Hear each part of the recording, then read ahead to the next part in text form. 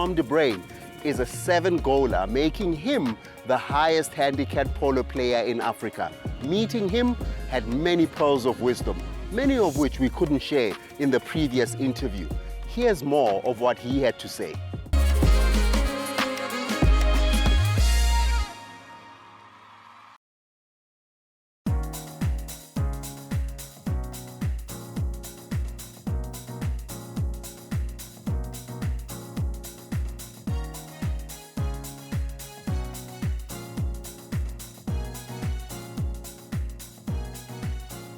So I dare not be presumptuous, Tom, having had the privilege of watching you play many tournaments, lift many trophies, to assume that everybody knows you.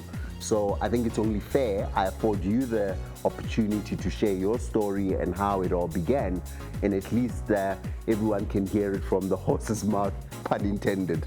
Well, you know, my mom had a big interest in horses. She actually played for South Africa in polo cross.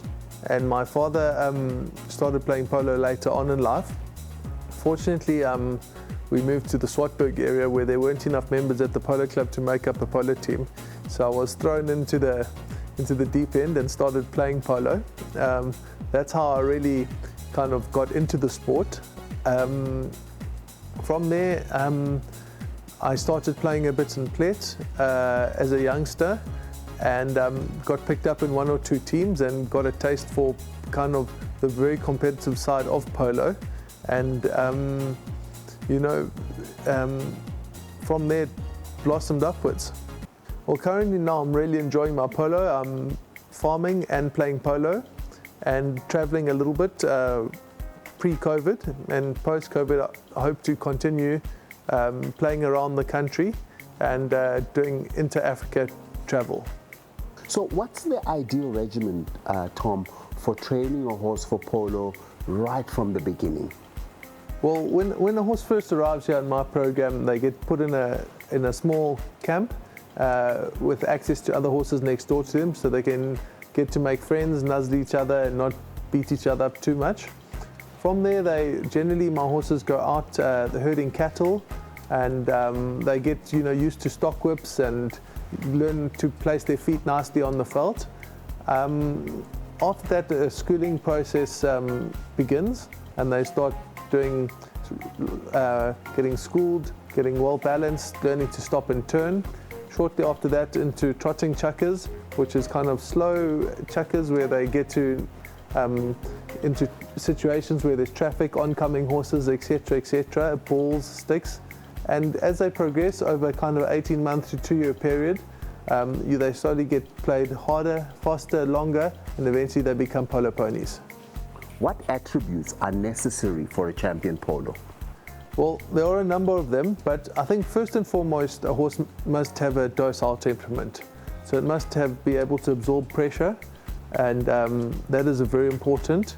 For me, I think then your next thing is it must have a very soft mouth. So they must be able to, stop well and be very soft. Thirdly, I think a horse needs to have good sides. So it needs to be able to go laterally well, be balanced. And with that, having good sides, it must have a very good action. A good action in polo means one that's as low to the ground as possible. And I think lastly, the horse must be tough. It must be a winner naturally. Naturally, you get horses that really are tougher than other horses. They try harder. They're not chicken. And I think those kind of attributes are all kind of put together make a champion polo pony. So how do you go about training a horse and ensuring that it's performing at its best? Well, the first thing is, from my experience, it takes about 90 days to get a horse really, really fit.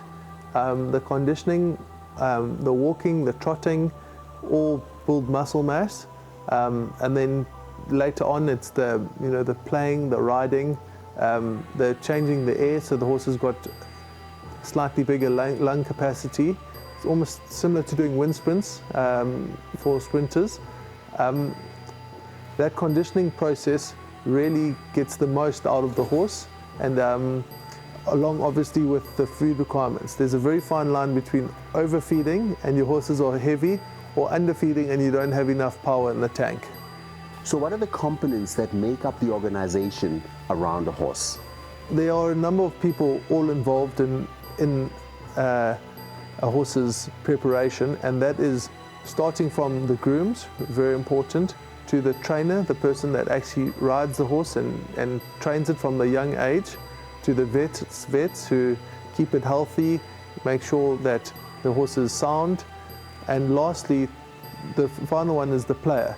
And all those four people need to all work harmoniously to make sure that the horse is at peak performance.